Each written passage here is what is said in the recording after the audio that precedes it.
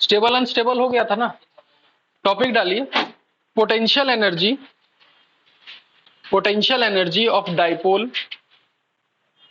Potential energy of dipole,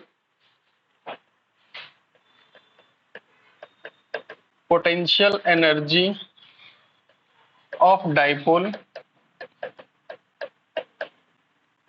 in electric field, in electric field. ठीक है। अच्छा, मेरे को ये पहले बताओ कि अगर हम एक इलेक्ट्रिक फील्ड में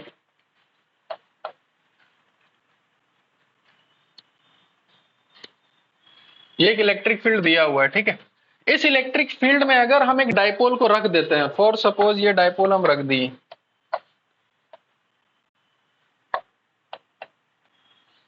कैसे प्रूफ करोगे कि इसके पास एनर्जी है? जैसे कि हम बताए भी थे कि इस पेन के पास एनर्जी है। कौन सा एनर्जी? Potential energy. कैसे प्रूफ करेंगे? छोड़ देंगे तो काइनेटिक एनर्जी आएगा, इसका मतलब पहले से इसके पास एनर्जी था। अब हम इसको कैसे प्रूफ करेंगे कि इस डाइपोल के पास एनर्जी है या नहीं है? छोड़ देंगे। तो छोड़ देंगे तो अगर एक डाइपोल को अगर इलेक्ट्रिक फील्ड में रखते हैं तो उसके साथ क्या लगता है? टॉर्क। वो रोटेट करेगा, रोटेट करेगा मतलब घूमना स्टार्ट होगा तो कुछ काइनेटिक एनर्जी आ जाएगा। इसके मतलब इसके पास पहले से कुछ एनर्जी होगा तभी ना उसको कन्वर्ट करेगा। ठीक है, तो यही पर वो चीज पढ़ना है कि मान लेते हैं ये इलेक्ट्रिक फील्ड का डायरेक्शन और ये डाइपोल का डायरेक्शन, तो इसी को एंगल थीटा बोलेंगे। और ये थीटा एंगल हो जाएगा किसके बीच? डाइपोल और इलेक्ट्रिक फील्ड के बीच। तो आपको एक सिंपल सा फॉर्मूला याद रखना है कि इसके पास एक पोटेंशियल एनर्जी होता है माइनस पीई कॉस थीटा। ठीक है,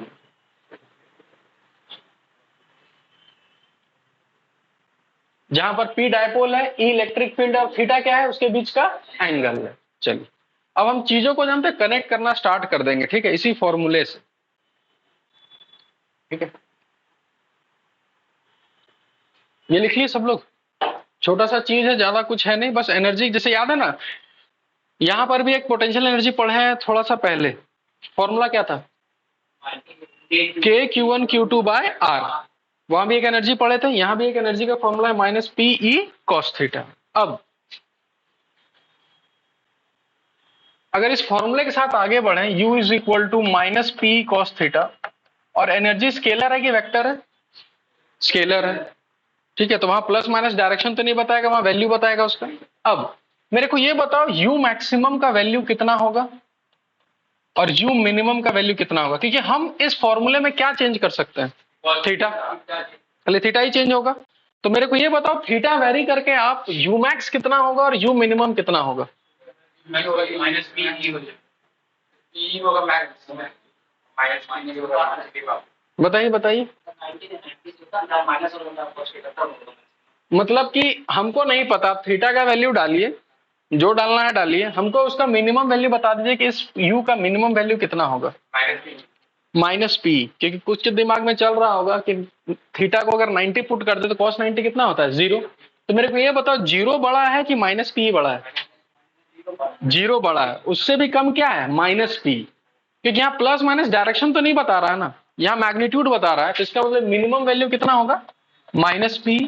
और एंगल कितना होगा उसके लिए? 0 डिग्री। यानी कि जब डाइपोल इलेक्ट्रिक फील्ड के बीच एंगल 0 डिग्री होगा, उसके पास मिनिमम पोटेंशियल एनर्जी होगा, मैक्सिमम पी होगा 90 होगा, 180 होगा। क्योंकि cos 180 माइनस 1 होगा और माइनस माइनस 1 प्लस होगा। इसका मतलब ये हुआ कि इस केस में अगर हम इसका डायग्राम बनाएं, ठीक है, इधर देख, अगर हम इसका डायग्राम बनाएं तो इसके लिए डाइपोल ऐसा है और इसके लिए डाइपोल ऐसा है। ठीक है, अब चीजों को कनेक्ट करते हैं। याद है स्टेबल अनस्टेबल पढ़े थे? इन दोनों में से कौन सा स्टेबल है, कौन सा अनस्टेबल है? कौन सा स्टेबल है? नीचे वाला। ठीक है, यानी थीटा 0 रहता है तो वो कैसा होता है? स्टेबल। और ये वाला कैसा होगा? अनस्टेबल। और दुनिया का ये फिजिक्स जो है वो हम लोग रिलेट करते हैं। और इस नेचर को देखोगे ना तो सब कोई किस में रहना पसंद करोगे? स्टेबल में रहना पसंद करोगे। और आदमी जब स्टेबल होता है तो उसके पास एनर्जी कम होता है कि ज्यादा होता है? दो एग्जांपल ले लेते हैं। दो बंदा आया, रिलैक्स मूड में था, एक को बैठने रहने दिए, एक को झापड़ लगा दिए। समझना ध्यान से। अचानक जो एक अंदर से आएगा ना गुस्सा, गुस्सा है मतलब एनर्जी आया, किसके पास होगा? जिसको मारे। और वो बेचारा स्टेबल है कि अनस्टेबल है? अनस्टेबल। यानी आदमी जितना अनस्टेबल होगा उसके पास एनर्जी उतना ज्यादा होगा।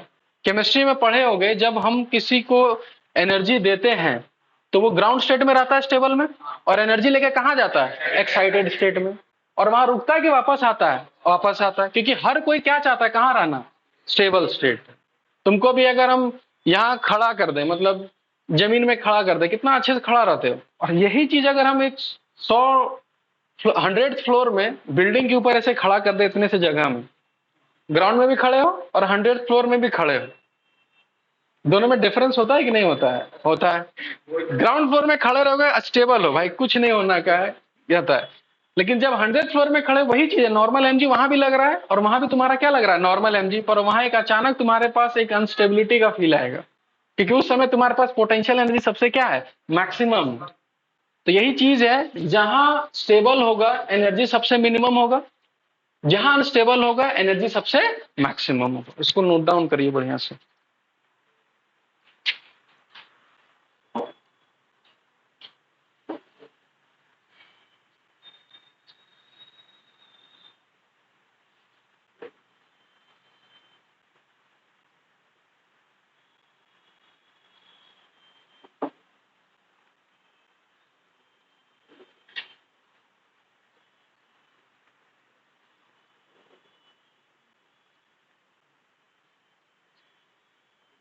ठीक है, उतार लिए सब लोग? ठीक है ना, चलिए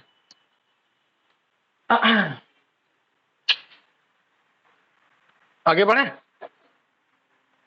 चलिए, तो डायपोल को अगर रिलैक्स मूड में रखा जाए तो डायपोल का डायरेक्शन किधर होगा? इलेक्ट्रिक फील्ड की तरफ, क्योंकि वो चाहेगा स्टेबल रहना। अब उसको हम जबरदस्ती घुमाएं, हम एज एक्सटर्नल एजेंट हम उसको घुमाएं। एक काम करो, ये जो इलेक्ट्रिक फील्ड था इधर, ठीक है, डायपोल बेचारा ऐसे था, पहले स्टेबल था, हम जबरदस्ती उसको घुमा के ऐसे कर दिए। क्या डायपोल ऐसे रहना पसंद करेगा? नहीं करेगा। किधर आने का कोशिश करेगा? स्टेबिलिटी की तरफ। ठीक है, तो जब वो आने का कोशिश करेगा, यानी टॉर्क ऐसे लग रहा तभी घूम रहा है, तो घूम के जब अपने पोजीशन में आएगा, ठीक है, तो वहां पर उसके पास, क्वेश्चन लिखिए, हम एक चीज बता दिए, या पहले एक छोटा छोटा क्वेश्चन लिखते हैं, लिखिए। अच्छा, जब ये स्टेबल था तो इसको हम घुमाए 90 डिग्री में, तो हमको मेहनत करना होगा कि नहीं करना होगा? करना होगा। उसको फिजिक्स में वर्क बोलते हैं। क्वेश्चन लिखिए, find the work done, find the work done in rotating the dipole by 90 degree, in rotating the dipole by 90 degree। चलिए क्वेश्चन का आंसर बताइए फटाफट।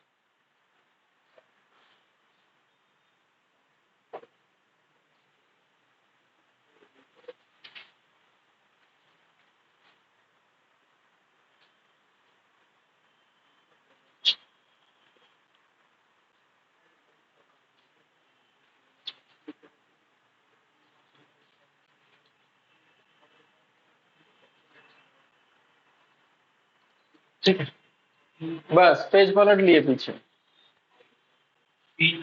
हम बोले पेज नहीं पलटना चाहिए।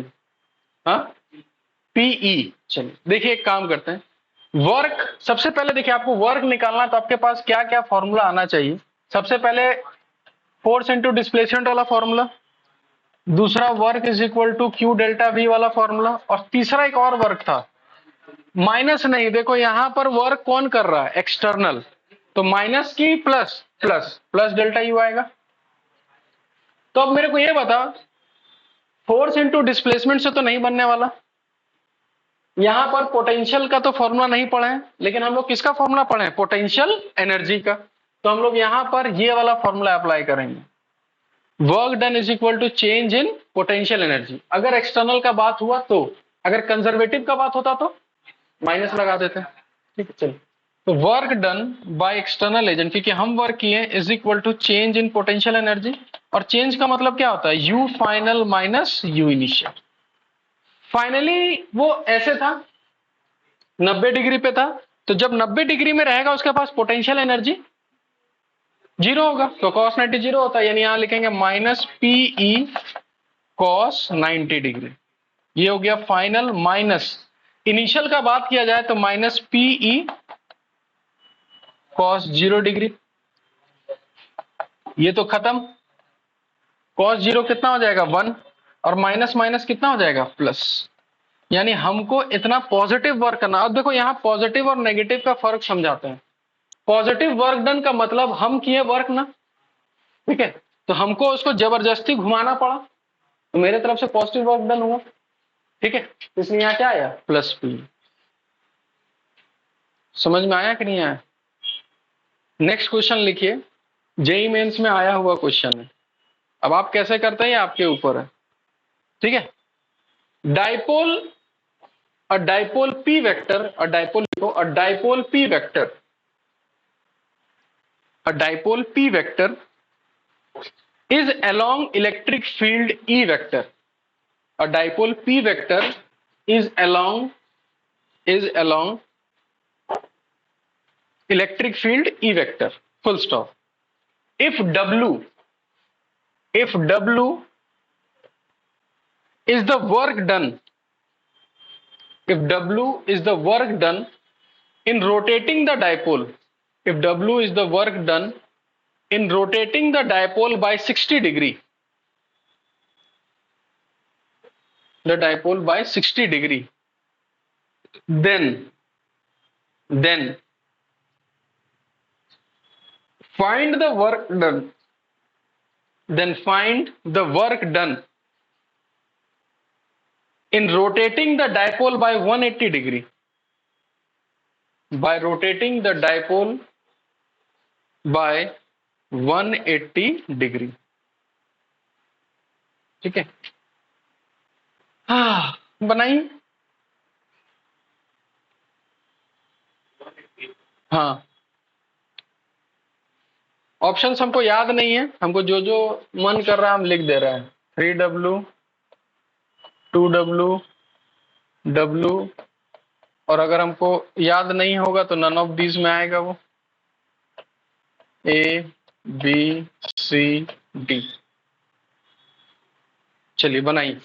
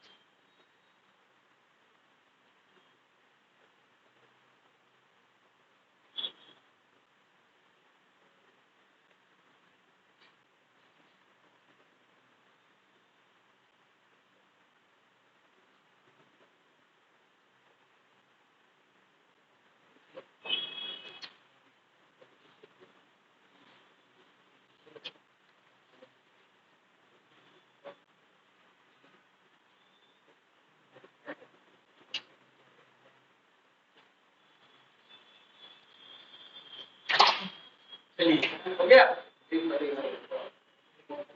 4 टाइम्स।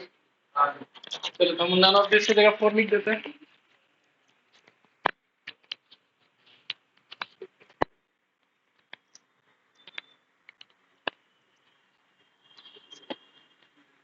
हाँ 4 टाइम्स, चलिए ठीक है।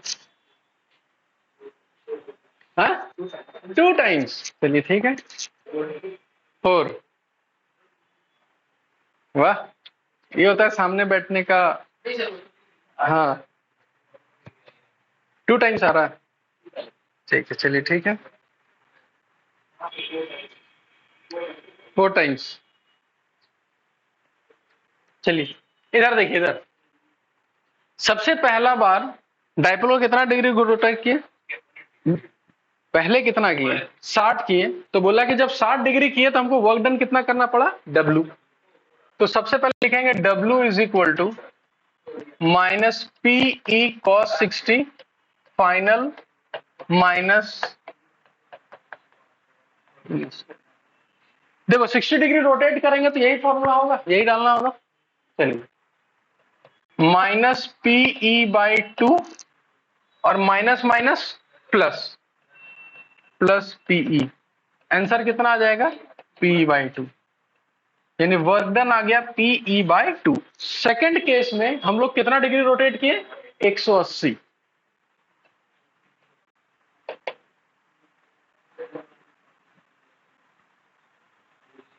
W dash minus PE cos 180 minus minus PE cos 0, ये minus minus plus p, minus minus plus p, answer आ गया कितना, 2p। अब समझो ध्यान से, अगर p बाई 2 का वैल्यू वो w बोला तो 2p का वैल्यू कितना होगा, 4 टाइम्स, यानी आंसर होगा, कहां गलती हुआ,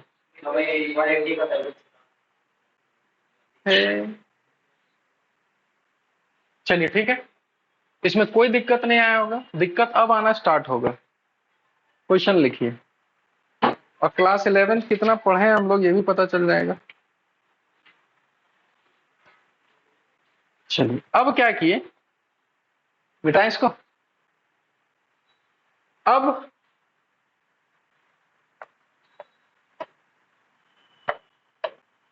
एक इलेक्ट्रिक फील्ड लेता है,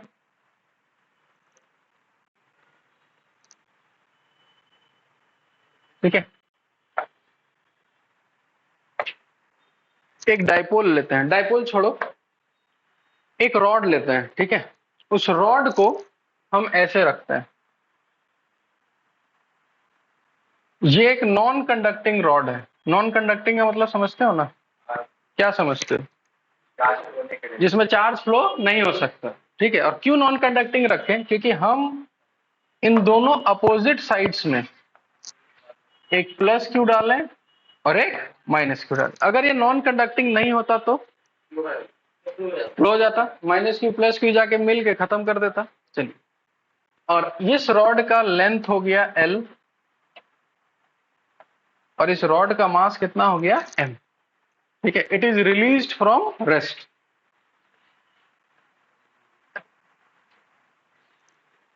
हमको कुछ आइडिया नहीं क्या होने वाला है इसके साथ, वो आपको सोचना है।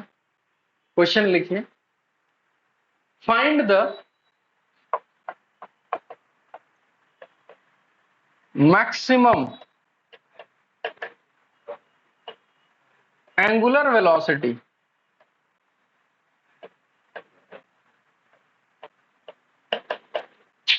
ऑफ द रॉड, बनाइए, जो कि शायद ना बने आपसे, फिर भी मेहनत करने में कुछ नहीं जाता।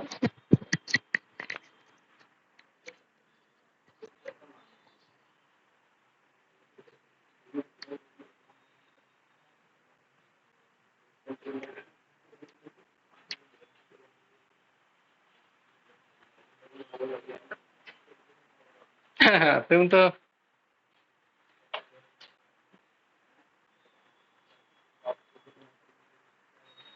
ट्राई करो, आपके पास पूरा 5 मिनट समय है, बुद्धि लगा के जो समझ में आए ट्राई करो, कम से कम एनालाइज तो करो क्वेश्चन क्या है, क्वेश्चन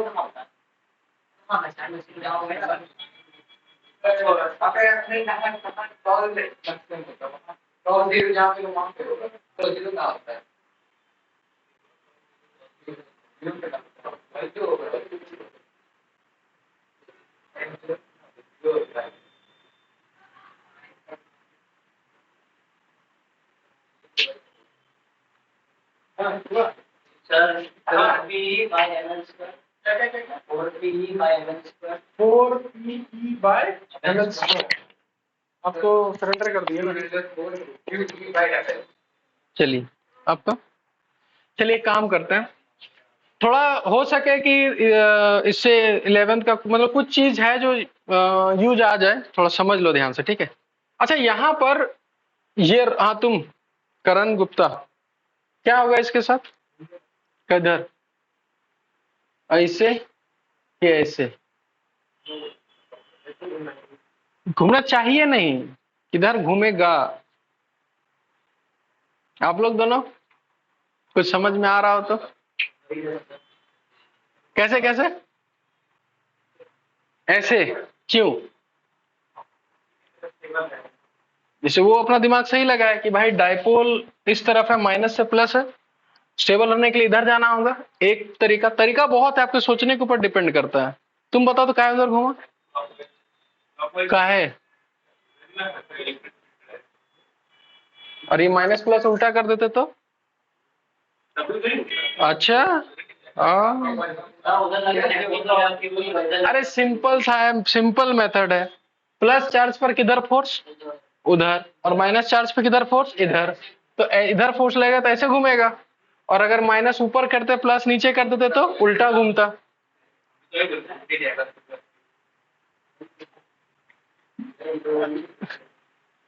चलिए आगे बढ़े। अब यहां से जब रोटेट करना स्टार्ट होगा तो इसको कोई रोटेट कर रहा है, कर रहा है, कर रहा है, कर रहा है, कर रहा है। अच्छा, जब ऐसे हो जाएगा ये, उस समय रुक जाएगा या नहीं रुकेगा? पार हो जाएगा। क्यों पार होगा? क्योंकि टॉर्क लग रहा है, लग रहा है, लग रहा है, लग रहा है, यानी फोर्स लग रहा है, लग रहा है, लग रहा है। याद आया? जहां नेट फोर्स जीरो वहां वेलोसिटी मैक्सिमम, जहां नेट टॉर्क जीरो वहां ओमेगा मैक्सिमम। यानी कि एक समय ऐसा आएगा जब ये डायपोल ऐसा हो चुका होगा,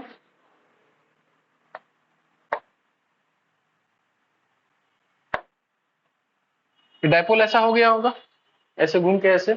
उस समय, अच्छा, जब इसके पार हो जाएगा तो अब टॉर्क किधर लगेगा? उल्टा। यानी धीरे धीरे अब ओमेगा घटेगा। इसका मतलब इसी पॉइंट पर आपका ओमेगा क्या रहेगा? मैक्सिमम। ठीक है। अब कैसे करें इसको?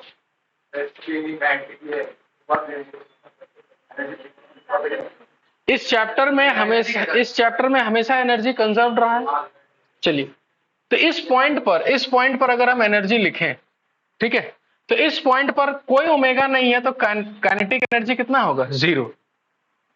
पोटेंशियल एनर्जी होगा इस पोजीशन में माइनस पी कॉस थीटा, और कॉस यहाँ कितना है? 90। यहाँ लिख देते हैं भाई, माइनस पीई कॉस 90। यही दो एनर्जी हो गया। इक्वल टू, जब ये इस पोजीशन में आएगा, इसके पास एक काइनेटिक एनर्जी होगा। फॉर्मूला बताना जरा। हम बताएं भी थे, वहां हाफ एम वी स्क्वायर होता है या half I omega square, half I omega square mine plus potential energy भी होगा माइनस पीई कॉस 0 डिग्री। बस इसी को सॉल्व करना है। इधर वाला तो पूरा जीरो हो गया, उधर वाला माइनस इधर आके कितना हो जाएगा? प्लस। यानी फॉर्मूला हो जाएगा PE is equal to half I omega square. ये रॉड क्या सेंटर के अबाउट घूम रहा है? और सेंटर के अबाउट मोमेंट ऑफ इनर्शिया कितना लिखते हैं? ml square by 12। तो यहां से ओमेगा निकलेगा कि नहीं निकलेगा? निकल जाएगा।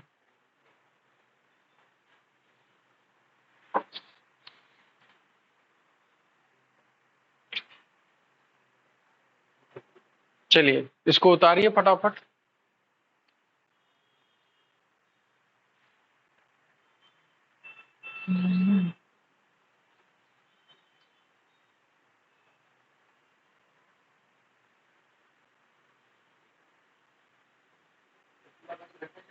हाँ, फिर घटेगा, फिर रुकेगा। कहाँ रुकेगा? 90 डिग्री में। क्योंकि 90 डिग्री घुमा है तो 90 डिग्री आएगा, फिर ऐसे जाएगा, फिर ऐसे जाएगा। ये ऑसिलेट करेगा। उस ऑसिलेशन का टाइम पीरियड भी होता था 2 pi under root I by P.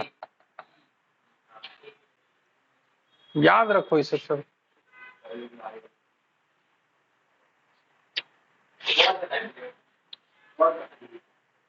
और यहाँ आई किसका डालते हैं? रॉड का, एट सेंटर। चलिए डाइपोल का हो गया ये सब। क्वेश्चंस वगैरह कैसे करना है तो समझ में आ गया। एनर्जी कंजर्वेशन लगाना है, ठीक है।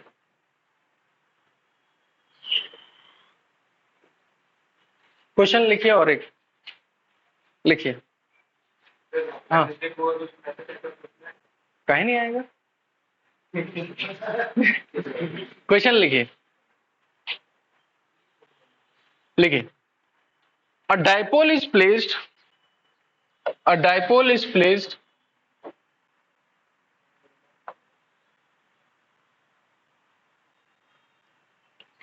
A dipole is placed inside a cavity of a solid sphere. A dipole is placed inside a cavity of a hollow sphere having charge q and radius r. ठीक है। as shown in figure.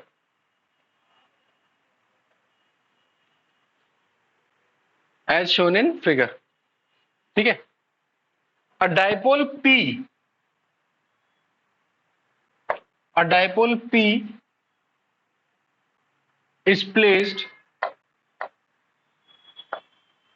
A dipole P is placed inside the cavity. अच्छा लिखवा दिया ना. A dipole is placed inside the cavity of hollow spherical. उसके बाद लिखो find the time period. Find the time period for small oscillation. Find the time period for small oscillation.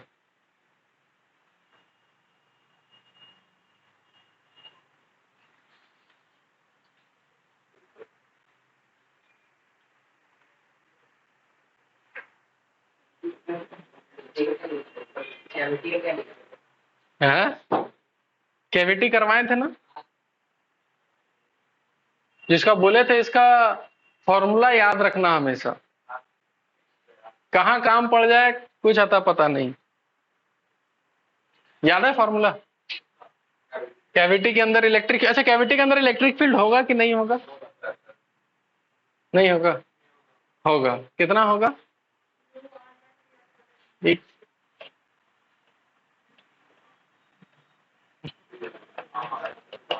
याद आया? बोले थे ना छोटा सा है, इसको याद रखना बहुत काम का चीज है.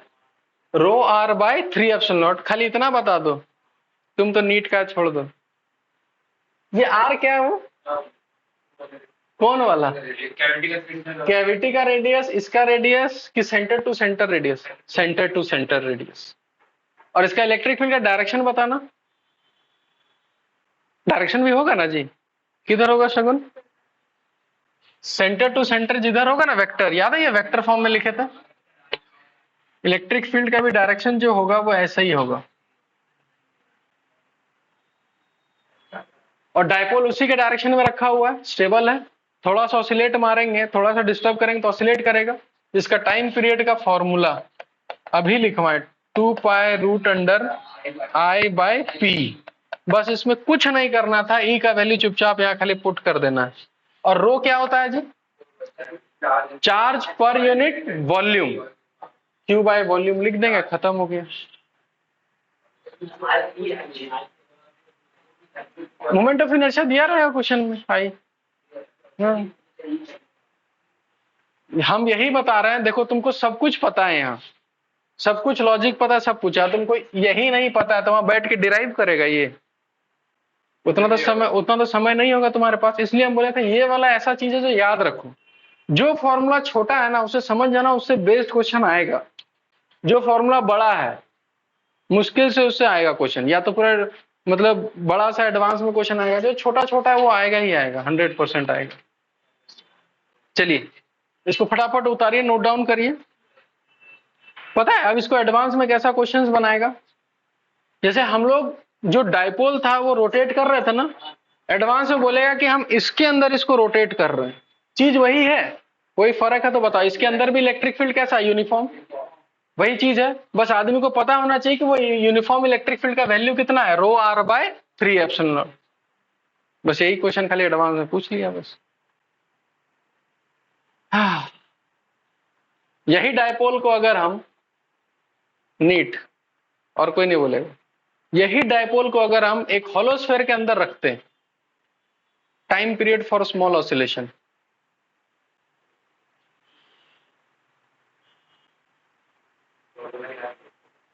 गुड. करण गुप्ता. अंदर ई होता ही नहीं है. ठीक है, ये तो पता है. तो अगर अंदर ई 0 नहीं होगा तो टाइम पीरियड क्या बोलोगे? टाइम पीरियड 0 का मतलब समझते हो क्या? बहुत जल्दी जल्दी कर रहा है, टेंडिंग टू 0. अगर वहां इलेक्ट्रिक फील्ड नहीं है तो छोड़ देंगे तो वो वापस आएगा? कभी नहीं आएगा. लेकिन हम ये बोलेंगे कि आएगा. कब आएगा? At T is equal to infinite. तुम रुके रहो. जब इन्फिनिटी आ जाएगा वापस आ जाएगा। यहाँ ई का वैल्यू 0 डालेंगे तो टाइम पीरियड कितना होगा? इनफाइनाइट। लिख लीजिए इसको भी। If dipole is placed inside a hollow sphere, if dipole is placed inside a hollow sphere, time period infinite. Zero मत बोलना, टाइम पीरियड जीरो का मतलब दूसरा चीज होता है। If dipole is placed inside a hollow sphere, time period is infinite.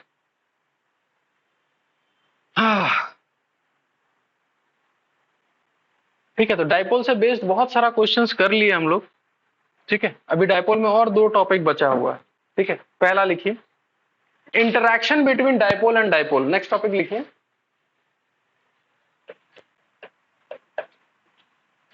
Interaction between dipole and dipole. यानी अभी तक हम लोग क्या पढ़े थे? एक चार्ज और चार्ज के बीच क्या होता है, यही पढ़े थे ना? या एक चार्ज और डाइपोल के बीच क्या होता है, इतना पढ़े थे। अब क्या पढ़ेंगे? डाइपोल डाइपोल के बीच क्या होगा। यानी कि अगर हम लोग एक डाइपोल लेते हैं ये वाला, और एक डाइपोल और लेते हैं ये वाला, ठीक है, ये दोनों कौन से लाइन पर है?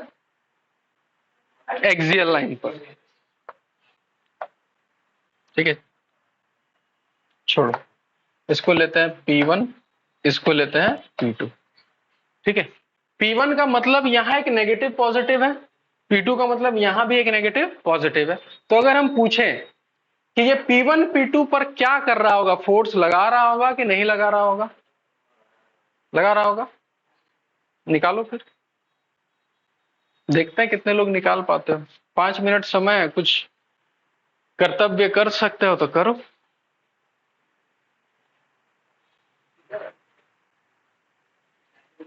हाँ एकदम सीधा है, टेढ़ा लग रहा है क्या?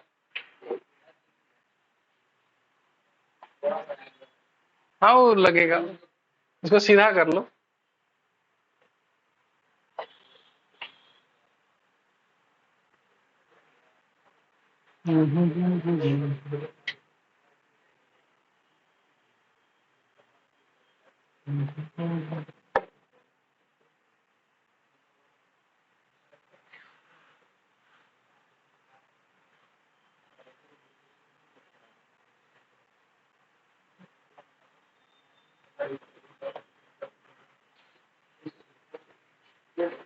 चलिए, और ये दोनों डाइपोल के बीच डिस्टेंस ले लेना r, और r centre to centre distance लेंगे हमेशा। 1 मिनट बनाना छोड़ो, नहीं बनेगा। हमको तरकीब बताओ कैसे निकाल सकते हैं। हाँ मतलब कि ये माइनस क्यू इस माइनस क्यू पे फोर्स लगाएगा 1, ये इस पे लगाएगा 2, ये इस पे लगाएगा 3, ये इस पे लगाएगा 4। 4 फोर्स होगा, चारों फोर्स को सॉल्व करना होगा, और लास्ट में अप्रोक्सीमेशन भी लेना होगा। क्या अप्रोक्स, यहाँ इसका डिस्टेंस d1, उसका डिस्टेंस d2, और d1 d2 दोनों छोटा है। एक तो मेथड ये है जिसमें पूरा कॉपी भर जाएगा आपका, 100% भरेगा। याद है ना, एक डायपोल का इलेक्ट्रिक फील्ड निकालने में पूरा सॉल्व किए थे। हाँ बोलो बोलो और बोलो। हाँ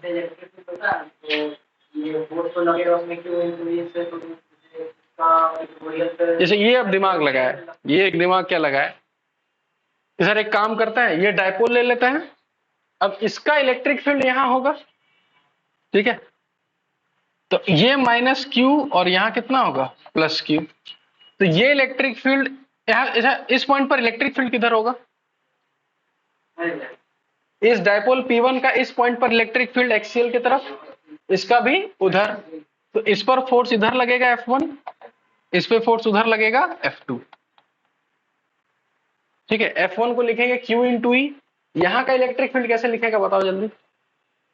हाँ इस पॉइंट का कैसे लिखेगा? R क्या लेगा? वहां से लेकर यहां तक कि यहां तक? यहां तक। तो R माइनस फिर d/2 करना होगा, वहां के लिए फिर प्लस d/2 करना होगा, फिर सॉल्व करना होगा, फिर लास्ट में अप्रोक्सीमेशन लगाना होगा। उसमें भी सॉल्व करने का तरीका है एक, ये सब तरीका है। ये सब जैसे एक होता है ना कि ये सब मेहनती वाला तरीका है, मेहनत करने से आंसर आएगा नो डाउट। और एक होता है स्मार्ट तरीके से, है ना, तो स्मार्ट तरीके वाला बताते हैं। ठीक है, हम क्या करेंगे, लॉजिक मेरा समझना कि हम कहां से होके कहां पहुंचेंगे। ठीक है, हम ये बोलेंगे ये जो P2 है, क्या सिस्टम लेके क्या करेगा, अचार डालेगा तुम, क्या करेगा सिस्टम लेके, मान ली, बस हो गया सिस्टम पर। चलिए, अब हम ऐसे सोचेंगे कि ये जो P2 डायपोल है, ये किसी के इलेक्ट्रिक फील्ड में है किसके इलेक्ट्रिक फील्ड में, P1 के। और कोई भी डायपोल अगर एक इलेक्ट्रिक फील्ड में होता है तो उसके पास एक पोटेंशियल एनर्जी होता है, माइनस पीई कॉस थीटा। हम वहीं से आगे बढ़ते हैं, U is equal to minus PE cos theta. चलिए, तो डायपोल कौन सा है, P2, तो माइनस P2 किसका इलेक्ट्रिक फील्ड, इसका, और यहां से कितने डिस्टेंस पर, r डिस्टेंस पर, क्या लिखोगे, 2kp बाय आर क्यू, कोई झमेला नहीं आर का। अब इसका इलेक्ट्रिक फील्ड भी इधर है, P भी उधर है, एंगल कितना हो गया, 0, cos 0 कितना होगा,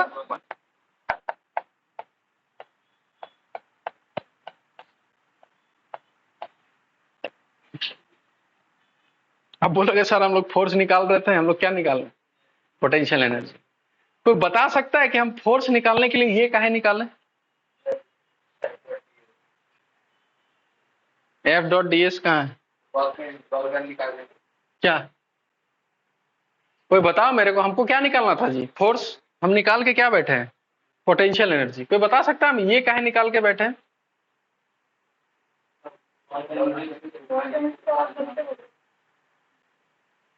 वर्क डन आएगा ना, हमको क्या चाहिए, फोर्स, कैसे निकलेगा,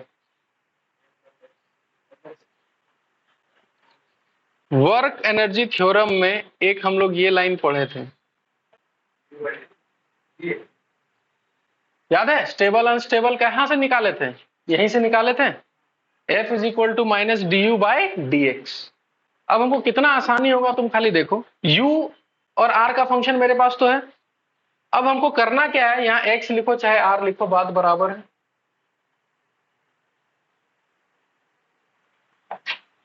अब हम कुछ नहीं करेंगे, F is equal to minus, इस u को किसके रिस्पेक्ट में डिफरेंशिएट करेंगे, r के रिस्पेक्ट में, तो यहां से माइनस 2k p1 p2 तो कॉमन है जी। मैथ्स वाला स्टूडेंट खाली बता दो 1/r³ का डिफरेंशिएशन क्या करेंगे, 1/r³ यानी r to the power minus 3, तो minus 3 r to the power -1 होता है ना जी, -4, उसको हम ऐसे लिख सकते हैं, -3 divided by r to the power 4 लिखा जा सकता है। ये माइनस और ये माइनस, तीन ठो माइनस हो गया, तो लास्ट में क्या होगा, माइनस, तो लास्ट में f आ जाएगा -6k p1 p2 divided by r to the power कहां चला गया, 4। समझ में आया कि नहीं आया, ये याद रखना है। और ये ऐसा तरीका है ना कि अगर कभी भूल भी गए, ठीक है, तो वो मेथड याद मत करना कि फोर्स फोर्स लिख रहे हैं और फिर सॉल्व कर रहे हैं, सीधा पोटेंशियल एनर्जी लिखेंगे और उसको खाली क्या मार देंगे, डिफरेंशिएट। अब फोर्स स्केलर है कि वेक्टर है, वेक्टर है, तो यहाँ प्लस माइनस कुछ तो मायने रखा होगा, क्या माइनस रखा होगा, डायरेक्शन।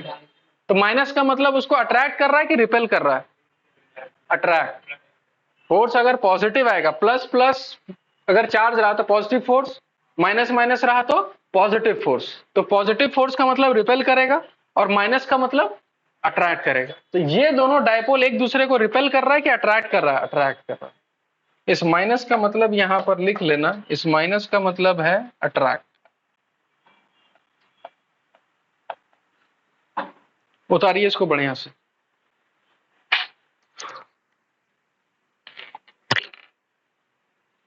कॉम्पिटिटिव के लिए इतना तो पढ़ना होगा, तो बोर्ड्स में नहीं है, लेकिन कॉम्पिटिटिव में है, बोर्ड्स के एक्सेल में इसलिए कि ये एक्सेल में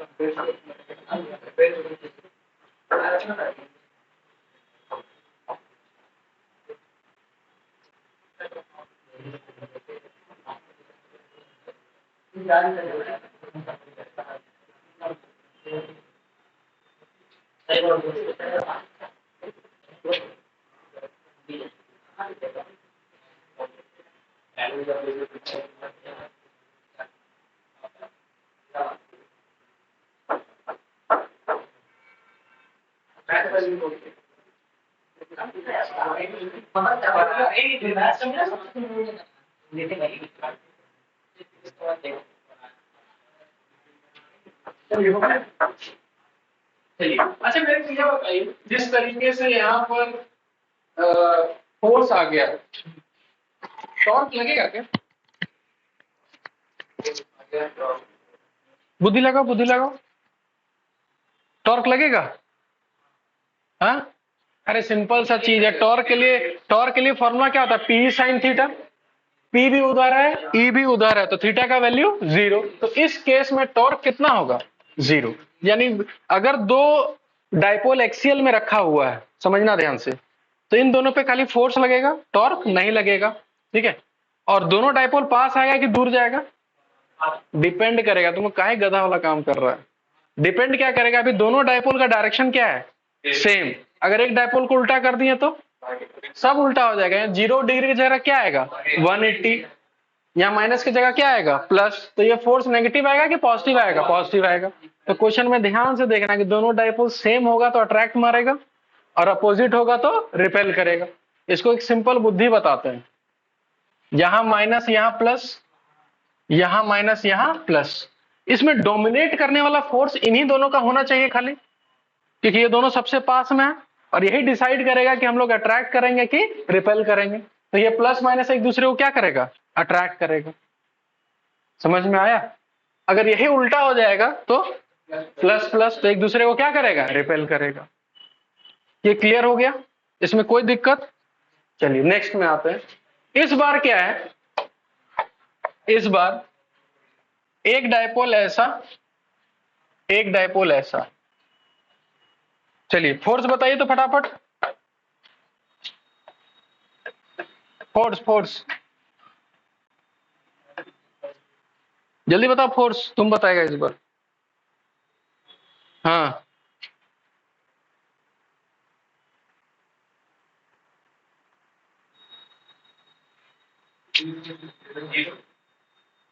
क्या है? किस खुशी में? कोई? बिल्कुल सही, क्योंकि हाँ तो सही तो है। पोटेंशियल एनर्जी का जब फॉर्मूला लिखेंगे तो P इधर है तो इलेक्ट्रिक फील्ड इधर है, तो P और E के बीच एंगल कितना हुआ? 90। तो पोटेंशियल एनर्जी कितना होगा, 0।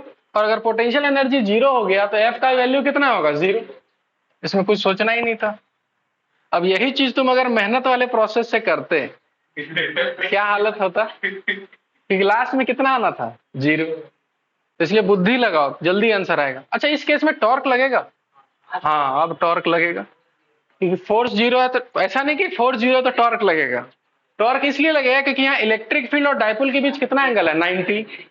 तो टॉर्क मैक्सिमम लगेगा वो भी। तो टॉर्क का वैल्यू हो जाएगा पी ई साइन थीटा, जहां पर पी का वैल्यू लिखेंगे P2, और यहां से आर डिस्टेंस पर, ये डिस्टेंस अगर हम आर लेते हैं तो इसके इक्वेटोरियल पे इलेक्ट्रिक फील्ड का फॉर्मूला 0। माइनस तो सिर्फ क्या बताता है, डायरेक्शन। तो फॉर्मूला लिखेंगे KP1 divided by R cube, और यहाँ साइन कितना हो जाएगा जी, 90। साइन 90 कितना हो गया, 1। तो यहाँ टॉर्क का फॉर्मूला हो गया, कितना आसान फॉर्मूला हो गया, KP1 P2 डिवाइडेड बाय,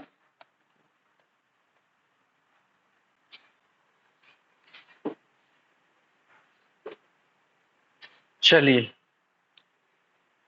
ठीक है, कोई दिक्कत नको। तो एक क्वेश्चन दे, फिर देखते हैं क्या मतलब कैसा लगता है, ठीक है ना।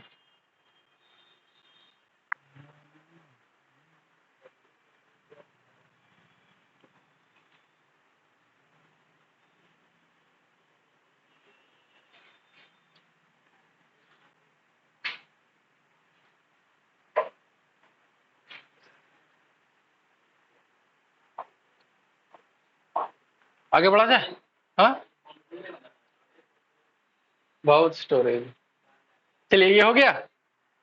क्वेश्चन को थोड़ा सा मॉडिफाई करते हैं, अपना बुद्धि भी लगाना। क्वेश्चन लिखिए, find the force and torque on dipole P2। Find the force and torque on dipole P2।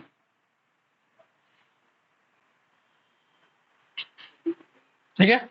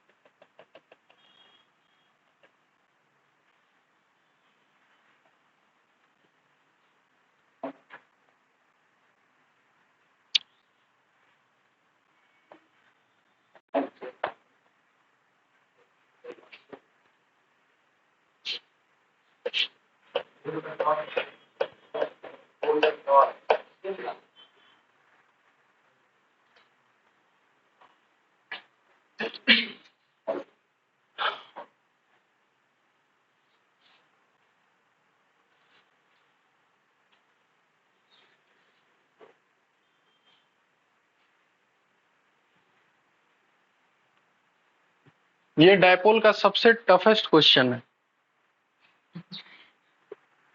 लेकिन हाँ अगर दिमाग रहेगा तो बनेगा, इसमें कोई डाउट नहीं है।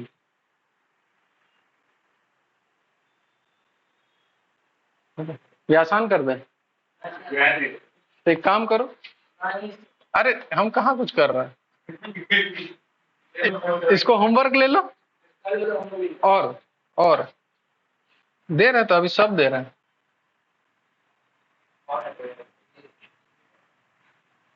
क्वेश्चन नीचे लिख लो, find force and torque on dipole P3।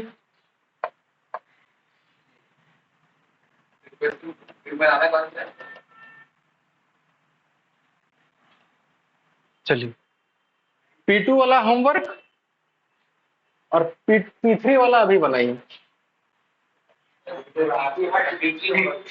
नहीं हम अभी हम बनाने देंगे तो आधा घंटा लग जाएगा, इसलिए P3 बनाओ, और घर में बहुत समय होता है, करो ना एकदम। तो हाँ एकदम एकदम, कितना आसान है ना, बहुत आसान है, करो। Find force and torque on P3, कितना बहुत आसान है, हम तो बोल ही रहे हैं, तुम ही लोग टफ किए हुआ है चीज को। P3 पे फोर्स और टॉर्क दोनों निकाल के दिखाइए। आर ले लो ये हाँ, अरे मतलब इसके लिए R1 ले लो, ठीक है चलो, R2 ले लो, चलो बनाइएगा आराम से, चलिए।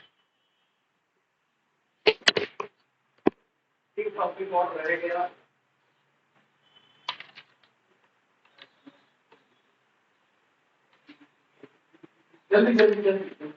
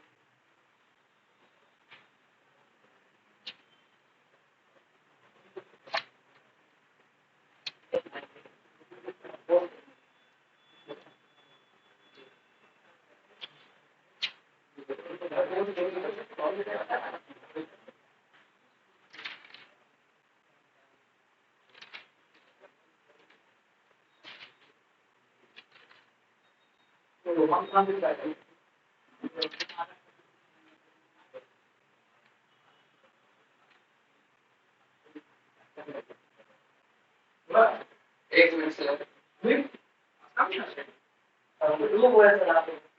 पेट्रोल तो आसान और पेट्रोल निकाल दिया एफ नेट जीरो। अच्छा एफ नेट जीरो होगा क्या? क्या एफनेट जीरो आ रहा है? एफनेट जीरो नहीं होगा अब। अब नहीं होगा। क्यों नहीं होगा?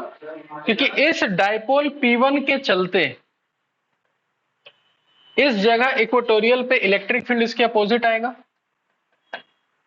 तो हम लोग P और E के बीच एंगल देखते हैं ना, तो ये वाला एंगल कितना होगा? 135 होगा। क्या P3 को साइन और कॉस में तोड़ दिए? काहे तोड़े? हाँ तोड़ दिए, बढ़िया किए, कोई दिक्कत नहीं। तो P3 का अगर कॉम्पोनेंट किए P3 cos 45 और P3 sin 45, तो sin 45 वाले पे तो 90 बनेगा, उस पे नहीं होगा, पर cos 45 वाले पे होगा, एकदम होगा, होगा। चलिए, तो यहां पर अगर हम फोर्स का बात करें, फोर्स का बात करें कि पहले टॉर्क का बात करें? पहले टॉर्क का बात कर लेते हैं। टॉर्क का फॉर्मूला होता है PE sin थीटा।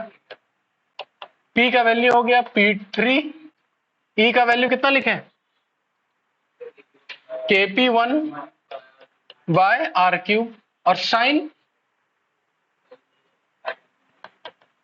कितना है? 135 है, और 135 साइन 135 का वैल्यू कितना लिखते हैं? 1/√2।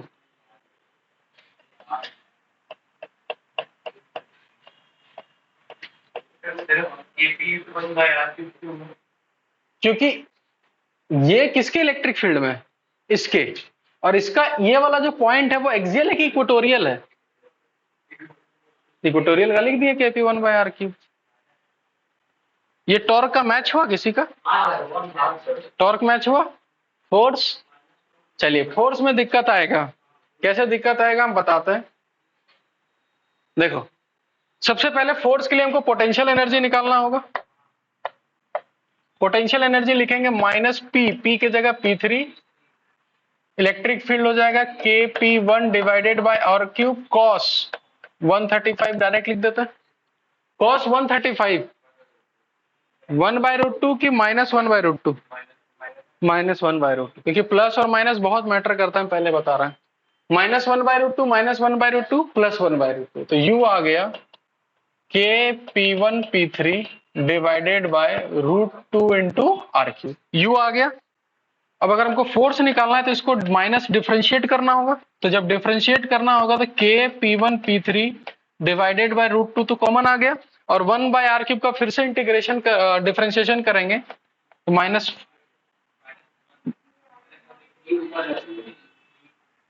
r⁴, यानी इसका फोर्स नेगेटिव आ रहा है कि पॉजिटिव आ रहा है? पॉजिटिव आ रहा है। 3KP1 P2 divided by √2 into r⁴ है। P1, हाँ P3 लिख दिए। तो फाइनली ये दोनों डायपोल अट्रैक्ट कर रहा है कि रिपेल कर रहा है?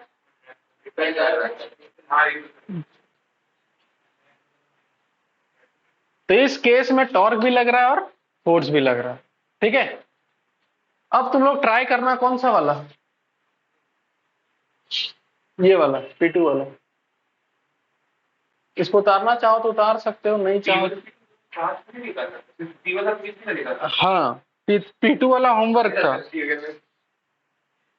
मतलब तुम क्या समझ, तुम लोग क्या सोच रहे थे? अच्छा, मतलब P3 के ऊपर P1 P2 का भी सब डाल रहे थे। तुम क्या कर रही थी? वही कर रही थी। अच्छा, P3 P2 का, इन दोनों का निकाल रही थी। अरे गधा लोग, हम क्या बोले थे? पहले हम ये क्वेश्चन दिए थे P1 P2 का, तो हम बोले थे पहले P2 पे निकालो, फिर बोला, हम बोले कि ये सबसे टफेस्ट क्वेश्चन है, तो हम बोले P2 छोड़ो, P3 पर निकालो, P1 P3 के बीच। क्या, चलिए कुछ बात नहीं, समझ में तो आया ना। तो तोड़ो ना, क्या दिक्कत है? तोड़ने से भी वही आंसर आएगा। तो छोटा ऐसे ही करो।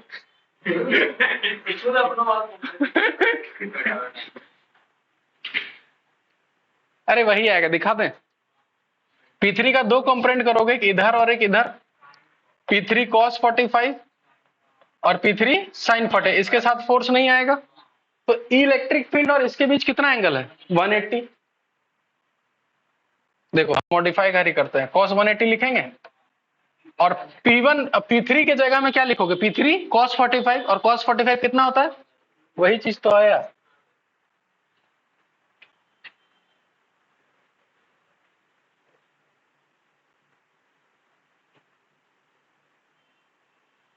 ठीक है, चलिए इसको उतार लीजिए। डायपोल का एक लास्ट टॉपिक बचा हुआ है, उसके बाद नेक्स्ट क्लास से हम लोग फ्लक्स स्टार्ट करेंगे, जिसमें ये सब वे सब का कोई रोल नहीं है। फिर फ्लक्स एक एक मतलब एक नया सुबह होगा, है ना, उधर से सुबह से रात हो गया है, फिर एक फ्लक्स से एक नया सुबह होगा, फिर वो ढल जाएगा, हाँ, फिर एक नया सुबह आएगा, हाँ ढल जाएगा, हाँ, हम मतलब फ्लक्स पढ़ेंगे ना, फ्लक्स उसमें ग्लॉस लॉस सब कुछ आएगा उसी में टोटल। चलिए एक टॉपिक और, कहाँ कहाँ कहाँ जा, अरे कहाँ छुट्टी हो गया, अभी 10 मिनट है तो लिखिए सिस्टम ऑफ डाइपोल, 10 मिनट का टॉपिक है बस, सिस्टम ऑफ डाइपोल। ठीक है, चलिए, अच्छा, डाइपोल खुद क्या है, एक सिस्टम है जिसमें नेगेटिव और एक पॉजिटिव चार्ज रहता है। अब हम लोग किसके बारे में पढ़ रहे हैं, सिस्टम ऑफ डाइपोल्स, बहुत सारा क्या, डाइपोल्स। ठीक है, अब हम एक उदाहरण से बताते हैं कि सिस्टम ऑफ डाइपोल किसको बोलते हैं। जैसे कि एक अगर एग्जाम्पल लिया जाए, डाइपोल का मतलब एक जोड़ा होता है, एक पॉजिटिव और नेगेटिव का जोड़ा। अगर वो जोड़ा तुमको मिल रहा है, इसका मतलब क्या मिल रहा है, डाइपोल मिल रहा है। अब तुमको खोजना क्या है, डाइपोल डाइपोल, और उस डाइपोल को अगर मिला दिया जाए तो उसी को हम लोग क्या बोल रहे हैं, सिस्टम ऑफ डाइपोल।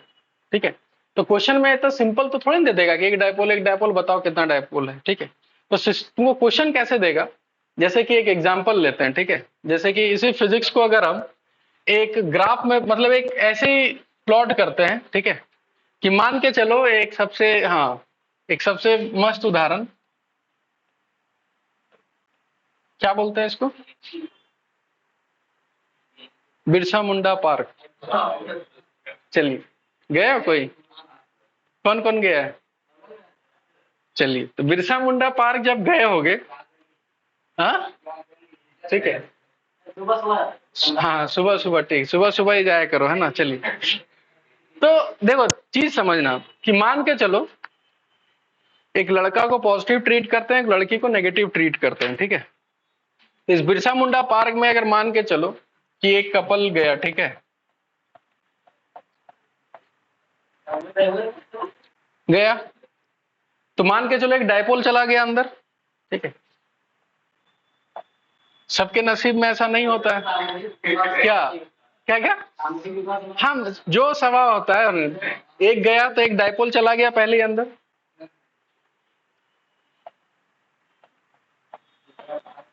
जिसको कोई काम धाम नहीं होता, तो दो दोस्त भी जा सकता है। ठीक है,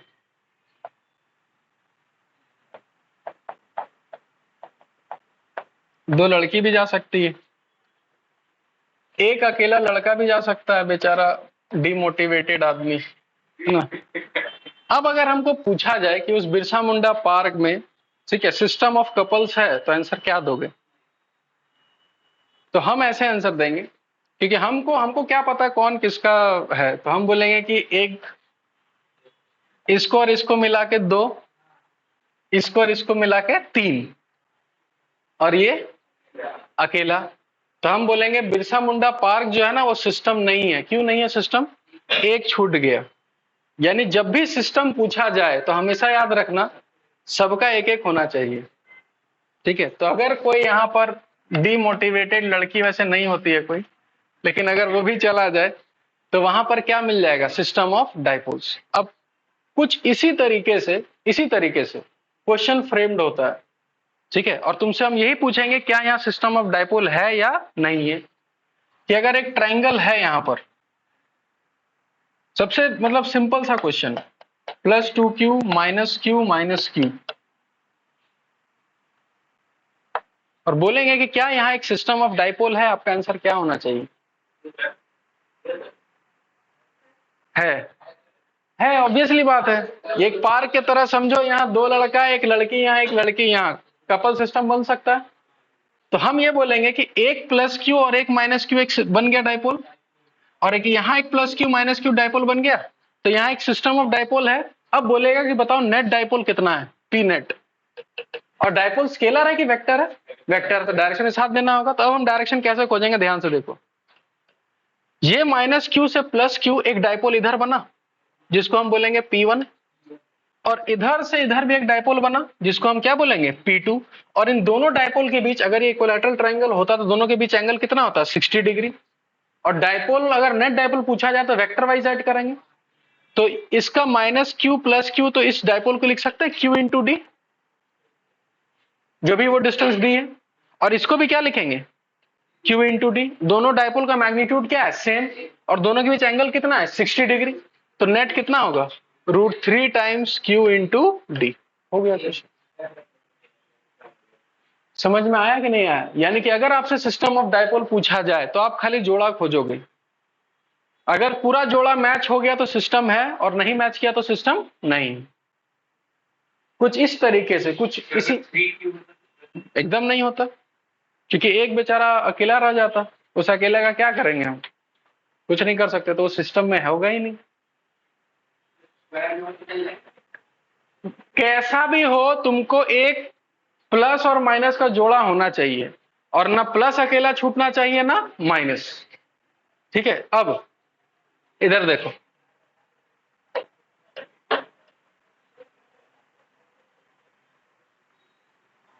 अब क्वेश्चन को थोड़ा सा अगर हम अच्छे टाइप में लेके जाएं,